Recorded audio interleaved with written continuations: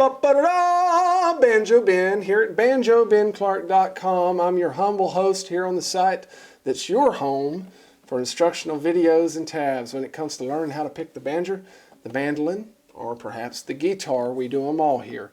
We don't discriminate. This week we're going to learn that jazzy version of Joy to the World that you just heard on the banjo. Unfortunately, Banjo Billy could not stick around to teach you his version like he played in the video.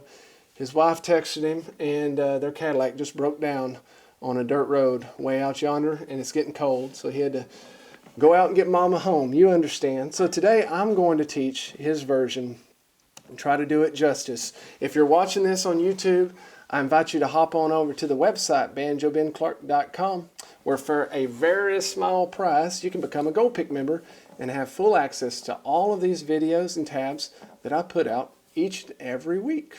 It's a pretty cool deal. Helps support me, helps me be able to teach y'all.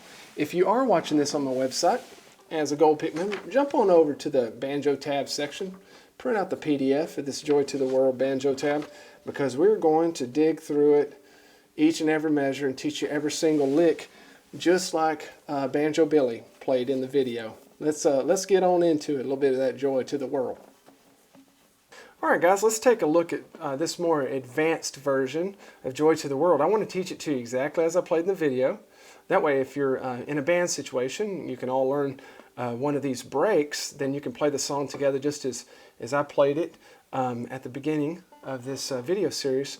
But I'm starting it off with what would typically be considered kind of a bluesy backup lick.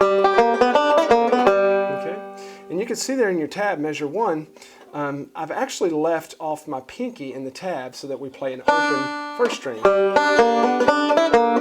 which is fine to do that because we're in the key of G and we're down in the G position. If I wanted to take this lick, say up, if I was playing it over a C chord, take it up to the 10th fret, I'd want to make sure that my pinky was down the 10th fret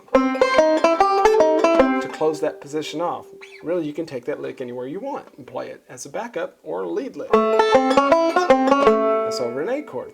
But here, since I'm down in the open position, I left it open there, or you can maybe not even play that string at all. You can just play a quarter note at the beginning.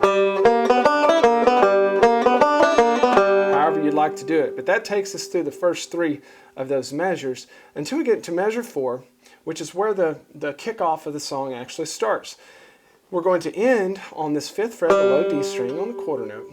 And then we're going to borrow a lot in this version from our melodic scale. Those of you who have watched my Introduction to Melodics video series here on the website, this will be old hat to you because we're just playing up the G scale. All we're doing is throwing a triplet in there on the 2nd beat, so it sounds like this. Easy stuff, really easy stuff.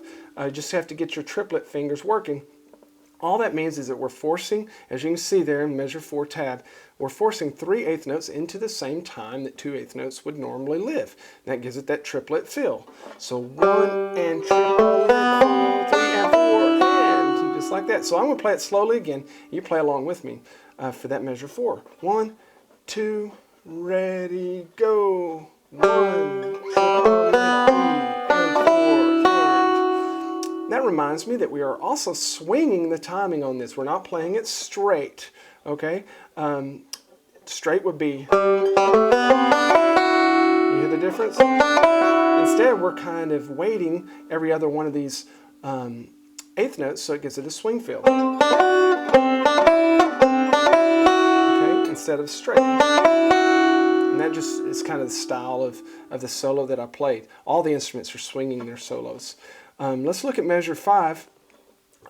This is kind of based off of a backup lick that I like to play a lot. Okay, it's kind of a Scruggs backup lick. We've covered that in one of my backup videos here on the site. But we're just going to change that just a little bit to help us follow the melody of Joy to the World. And so it's not notated there in your tab, but that first 8th fret there in measure 5, I like to slide up to it. 1 and, just right on the end of 1. Okay, then that's a quarter note there, and then we're going to do a little bit of single string picking, which we're used to by now after those intro licks. Then the 7th fret, then come down to that hammer on.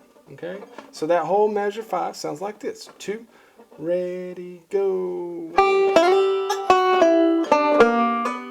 That's a fun one to play.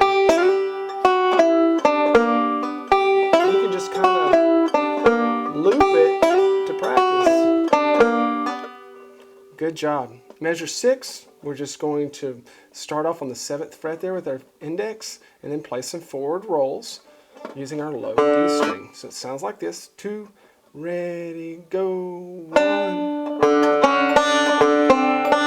I'm just walking my finger down every time I play that forward roll. On into measure 7. We're going to do the same thing, just down 1 more fret. Okay. Then at that point, we're going to jump off and we're going to grab our 3rd fret and do an 8th note pull off from 3rd to 2nd fret on the G string. I like to pull up on this one. You can pull down if you like, whichever one you want to do. Okay. Then we're going to have an open G string and then a pull off down there in your low D string. Okay. So let me play that whole measure 7 for you.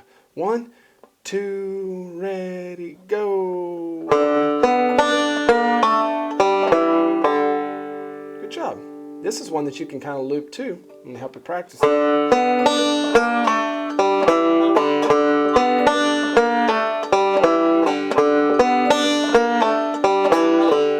Good job. And then to finish out this phrase, measure 8 sounds like this: 2, ready, go. Okay. We're just using that 7th tone up there, that F natural on the 3rd fret, to get us ready to go to the C chord, right? So slowly again: 1, 2, ready, go. 1, 2, 3, 4. Kind of some tricky rhythm in there, but you'll get it, especially if you download those TEF files that are included as part of your Gold Pick membership. It'll play the tab for you. You can really hear it. Good job. Now let's look at where we go into the C chord now.